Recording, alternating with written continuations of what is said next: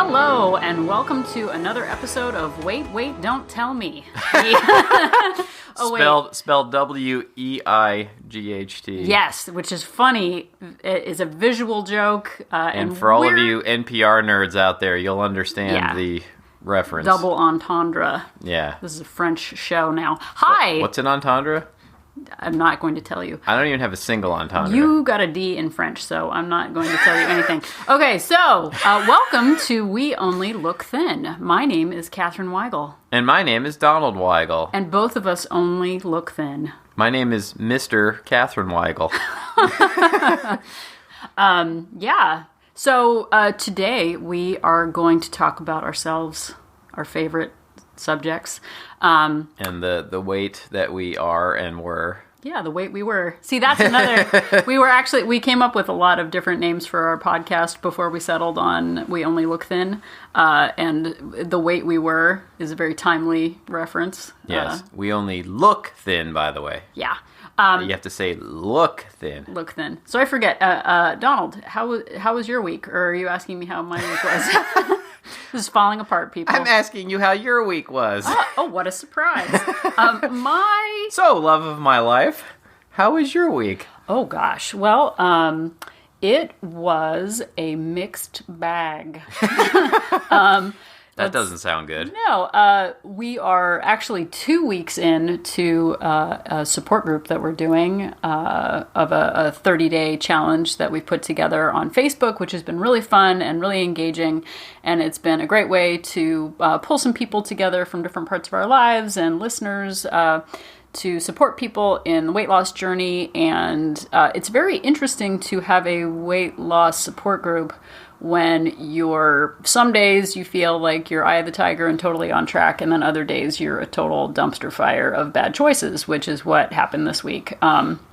So I had a couple of really great days where I totally tracked and was on point, and then a couple of days where I just made really bad choices. And I think... So are you trying to tell me that even after losing 100 pounds, over 100 pounds, you don't have all the answers? I hadn't thought of that, but yes, it's true. Well, I think it makes me human. I think it makes me appear more like a real person instead of an internet... Appear like one. Appear like an actual person. Yeah. I give the impression of being someone with feelings and with insights, and mostly I just feel donuts and bagels. But, this is a constant battle, and I know that there are some people who get to their goal and progress forward as actual thin people, but I am just acting as one on television because I still make bad choices, and I think the good thing now is that I'm more self-aware, and I can self-correct pretty quickly.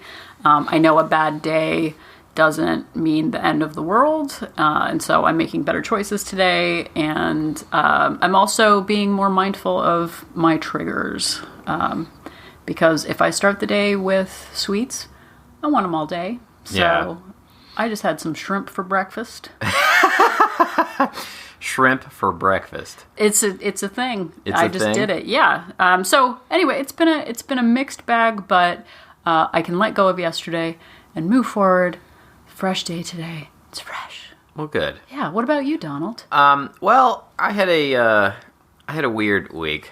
I'm working on a new television show, and we were shooting a lot of night work this week, and so I didn't go to work until noon, any earlier than noon any day this week, and ended up being there till after midnight every day.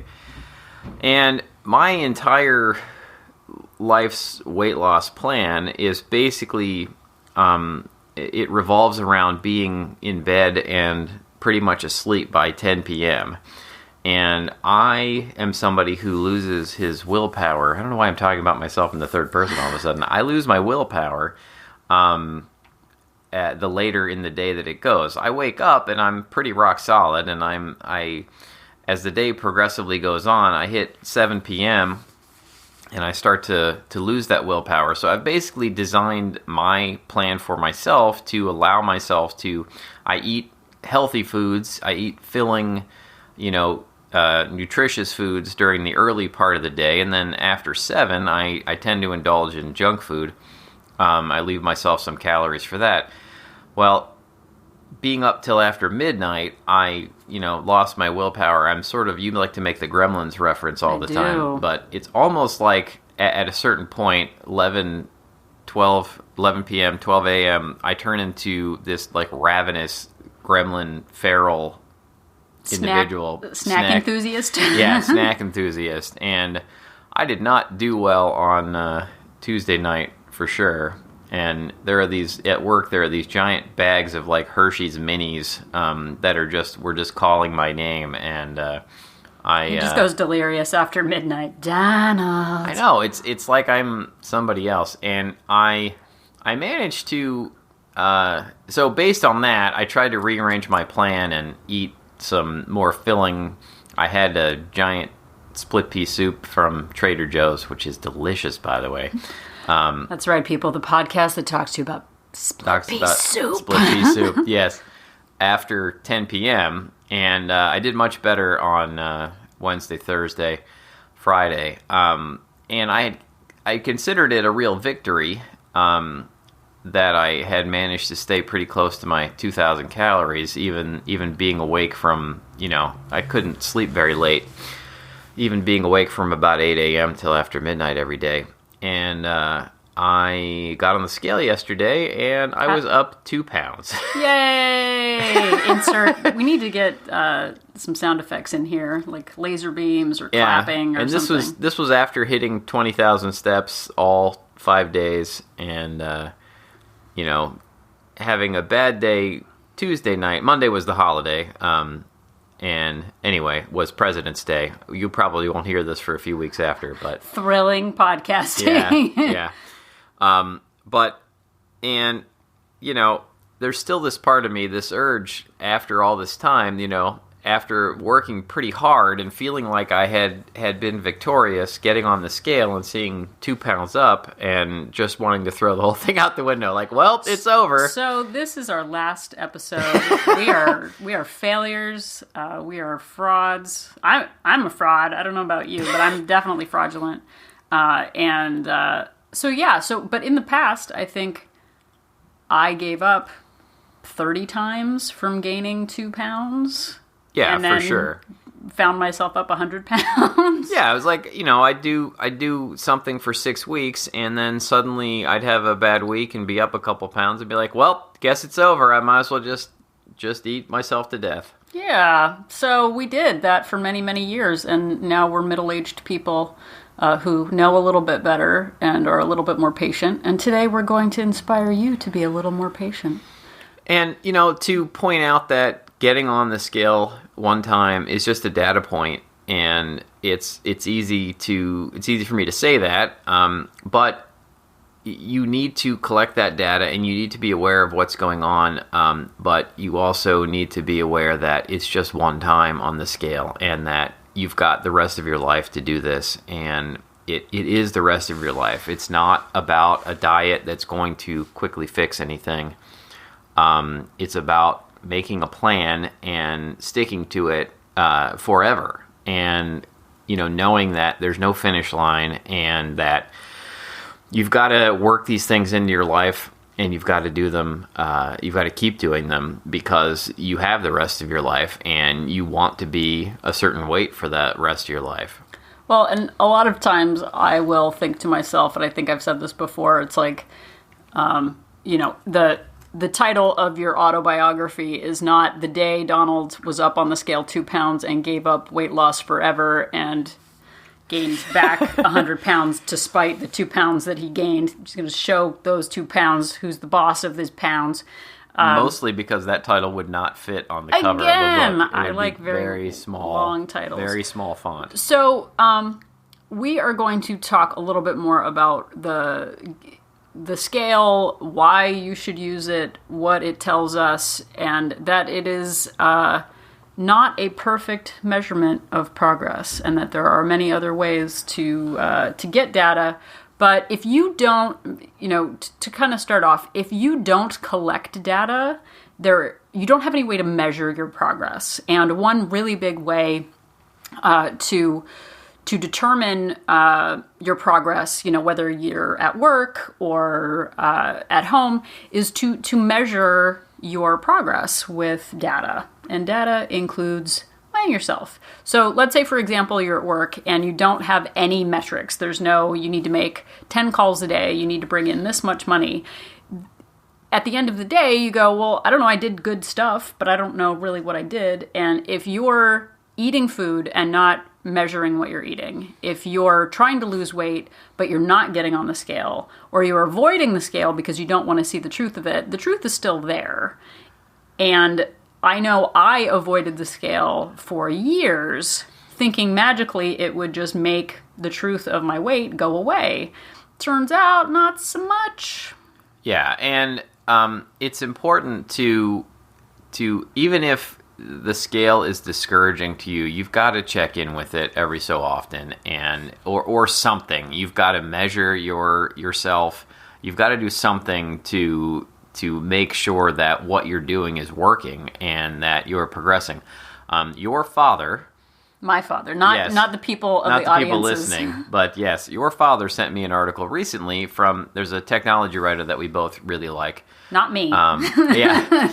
And he sent me an article about him losing weight, and the article was focused on how he was doing a very low carb diet for over a year, and he knew he had lost weight, and because he had to buy new clothes, and he was refusing to get on the scale for a year, and I'm not even sure this was actually the point of the article, but my takeaway from it was after a year, he got on the scale and figured out he had lost 30 pounds, and he was kind of crestfallen because he thought he had lost at least 50 pounds from it. And I think that, the reality is that you tell yourself these things, and you can tell yourself, if I don't get on the scale, then I don't have to face the truth, or if I don't get on the scale, then it'll be a nice surprise. But I think, unfortunately, it's something that you have to do to check in to make sure that what you're doing is actually working the way you think it is. Well, and I spent so many years avoiding the scale. There was a point at which I didn't even have one because I didn't want to know, and I kept doing the thing of like, oh, my jeans must have shrunk in the wash, which is why I'm up 5 pant sizes. And avoiding it and pretending it's not there doesn't help. And I know that there's a fine balance between being obsessed with the scale and hiding from the scale. So finding a balance there has made a really big difference to me. There was a point at Weight Watchers where, I would go in for my weekly weigh-in, and it was almost like I was expecting to be like weighing in for a prize fight thing. Like I would starve myself the day before and undereat so that I would weigh in well at Weight Watchers, and I would be, down a couple of pounds and excited. And then right after the meeting, I would go and eat a lot of food as my reward to make up from starving myself the day before. And the cycle would repeat and repeat. And it would be fine for a while, with the starving and then the gorging. And then usually about 6 weeks in, I would be up on the scale 4 or 5 pounds just once. And I would be so incredulous. I had been perfect. I was doing everything right, quote unquote. And I was still up on the scale. And so I felt betrayed by my habits. I felt betrayed by the plan. And so I would give up. And as revenge, I would gain 20 pounds to show those 5 pounds who was the boss of my weight. But... You showed them. But this last time, I knew that about 5 or 6 weeks in, I would probably be up on the scale. And that is exactly what happened. So in January of 2016, I started counting calories. I was seeing maybe a 1 or 2 pound drop on the scale each week. And then about 6 weeks in, I was up on the scale 4 pounds. And it was like all my resolve disappeared. I was angry. I was frustrated. Why should I even bother? And Then I realized I needed to push past that, because what is worse, being up on the scale 4 pounds or quitting again and finding myself at 300 pounds, which happened before. So I had to push past it, and guess what? The scale dropped. Yeah, and I think that the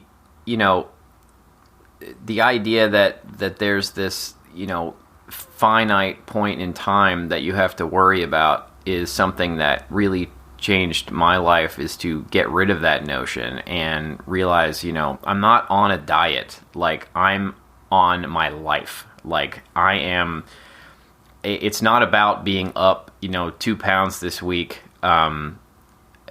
It's not about that. It's about the fact that I have to live my life, and these things are going to happen, and I'm going to keep getting these jobs where I'm working late, and I've got to figure it out, and I've got to make it work, and I can't just throw it all out because of 1 week. Now, if I know in the past you had said that you had lost weight at a certain calorie point, and then when you found that you stopped losing weight after, what was it, like 2 or 3 weeks? Yeah, if I went 3 weeks in a row without losing anything, I changed something. If I had been really solid on the plan. Right. So if I'm, up on the scale 4 pounds 1 week, and then the next week I'm up on the scale 4 pounds, I'm starting to see an actual pattern. A data point doesn't give you a pattern. One day is not or foreboding of the rest of your life. And I think for me, I had to get past that point of being disappointed. If I look at my Fitbit, which I, over the last 2 years, I weighed myself weekly most months. I gained weight in the last 2 years probably 20 to 25 times.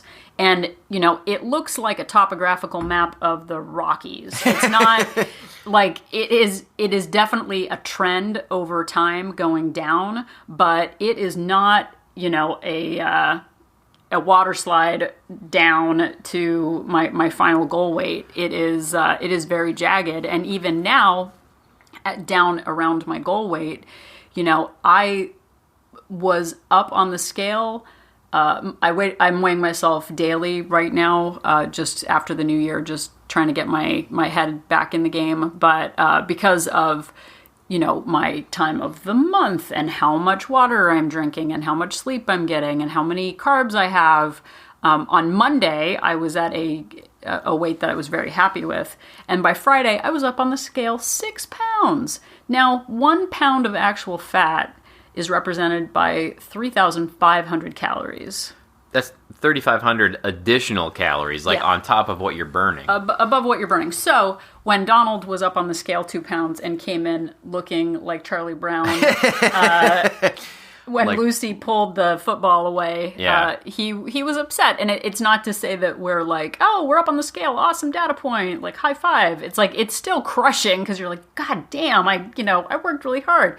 And then you have to sort of reassess and go, okay, 1 pound of actual weight gain is represented by overeating 3,500 calories. So if you're up 2 pounds on the scale, does that mean you ate 7,000 extra calories this week? What is your answer, Donald? Yeah, no, I definitely did not go that far over. Even on Tuesday night when I went a little crazy with Hershey's Minis, it couldn't have been more than 500 calories over. Right. So there's water retention, there's sleep, there's carb retention. There's so many different ways to be up and down on the scale, and following that pattern over time really helps me understand the fluctuation. So I know at a certain time of the month I'm going to be up on the scale.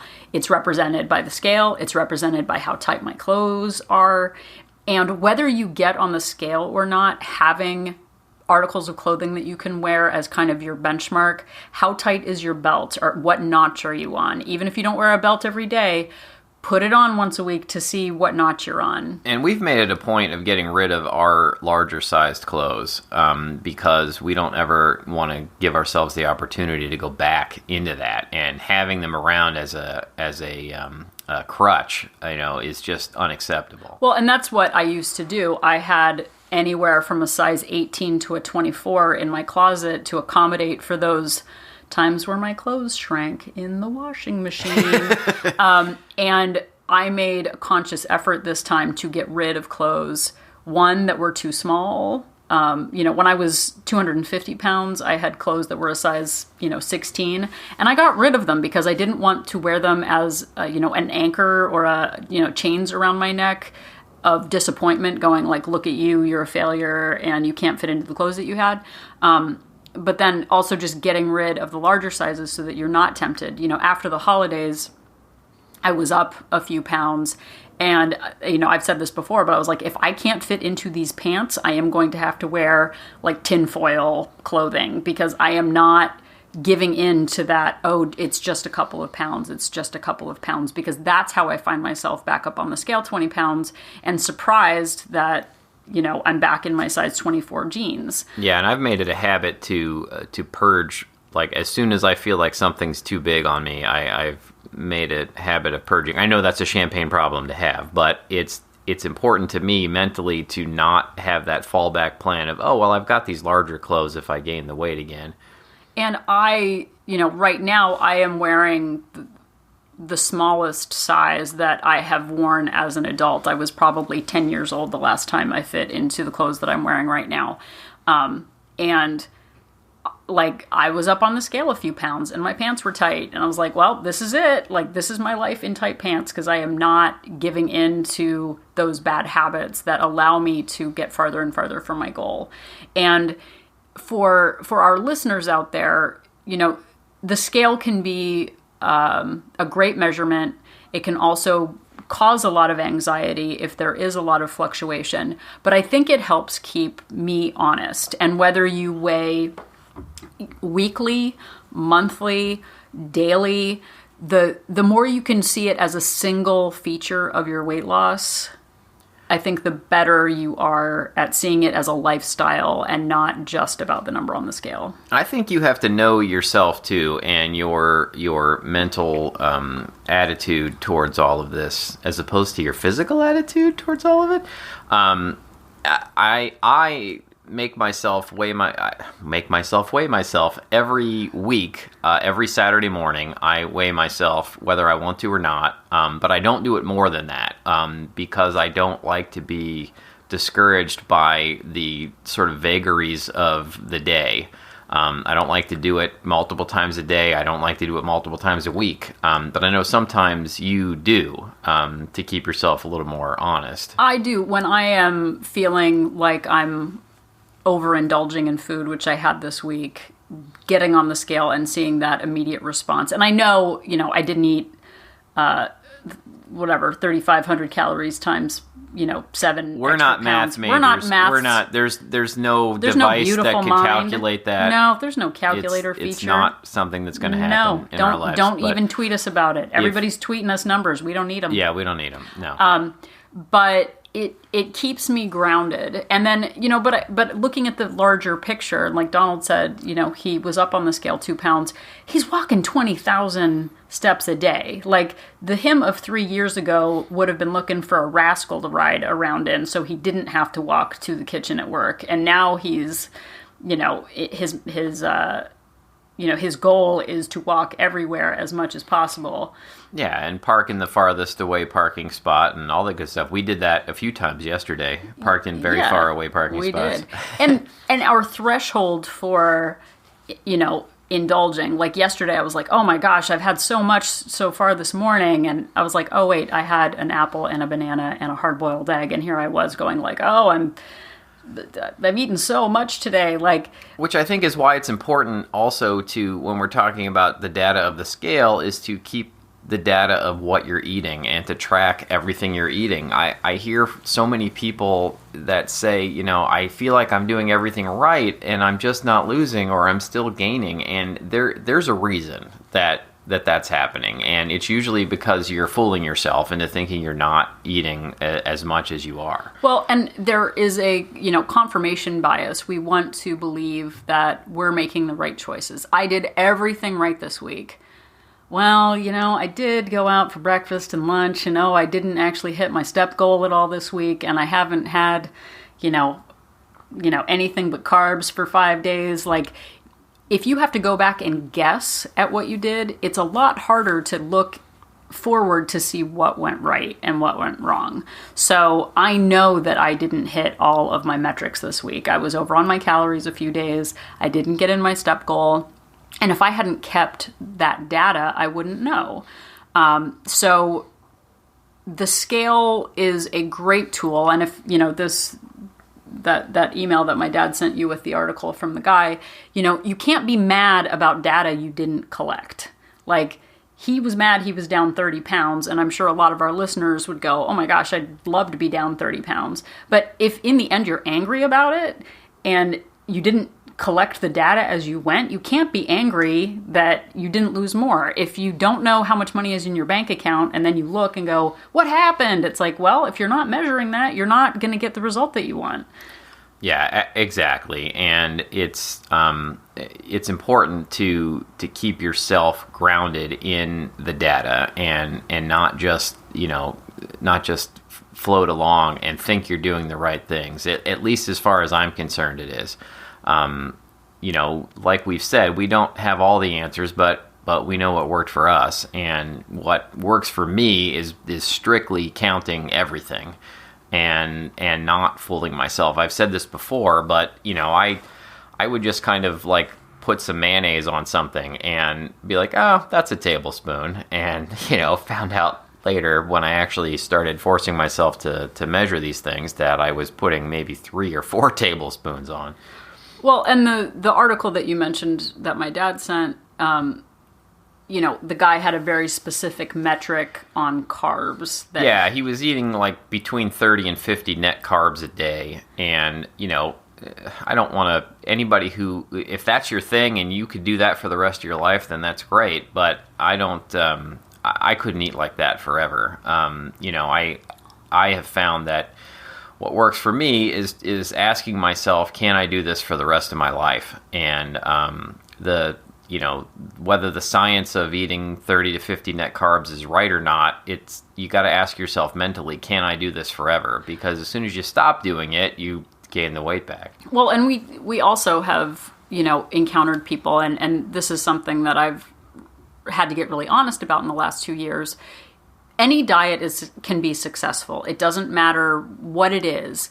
I did Atkins for a year and lost 100 pounds, and I was successful, except for the fact that I gained back the weight. So it was not successful. And what I'm doing right now is sustainable, and I am not going to sustainably count my carbs for the rest of my life. That is not something I am comfortable with. If that works for you, that is awesome.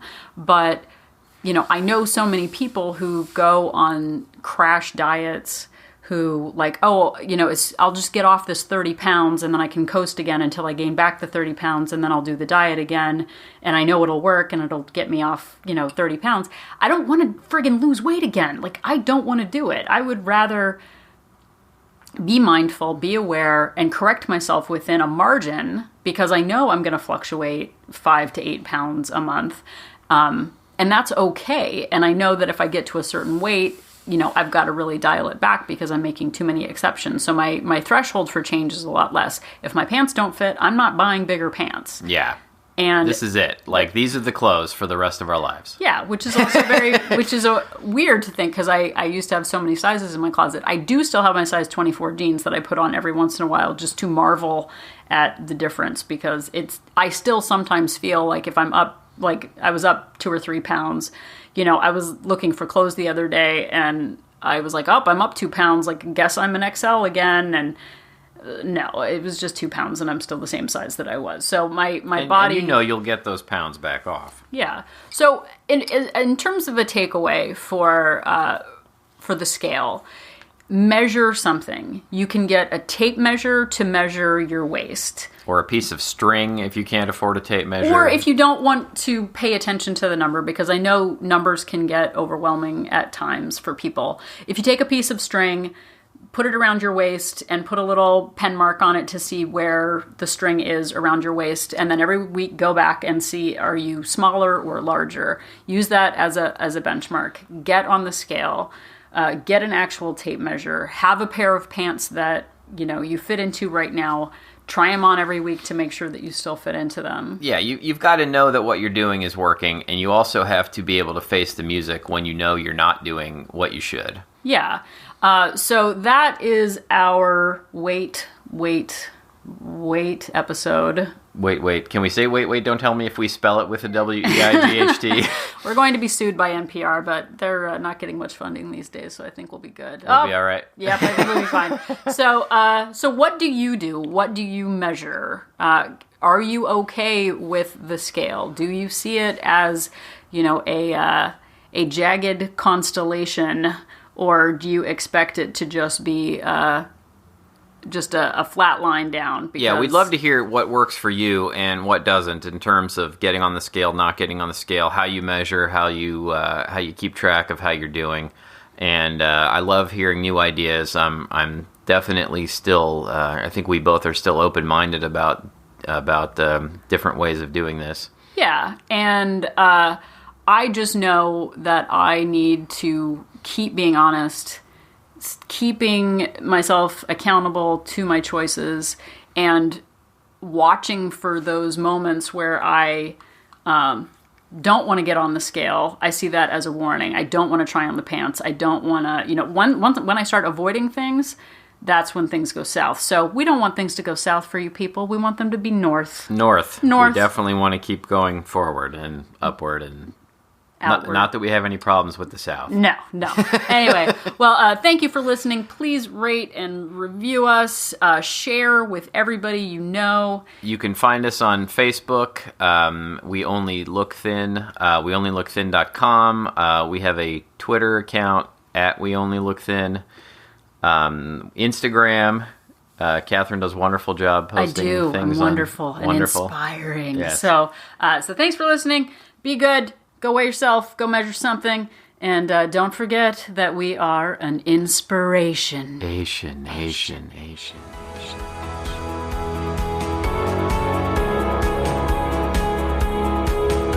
The information that you hear on this podcast is for informational purposes only. The hosts are not medical professionals. You should always consult with your doctor, nurse, or other certified health professional before beginning any diet or fitness program.